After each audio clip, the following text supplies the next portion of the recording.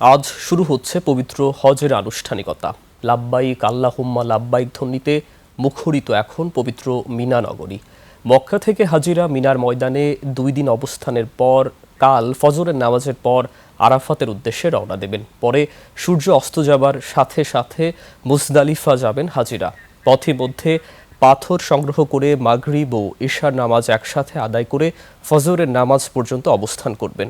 পর্যায়ক্রমে হাজিরা শয়তানকে পাথর নিক্ষেপ, আল্লাহর উদ্দেশ্যে পশু কোরবানি ও মাথা মুন্ডন করবেন। এরপর তাওয়াফে জিয়ারতের মাধ্যমে হজের সবকটি আনুষ্ঠানিকতা সম্পূর্ণ হবে।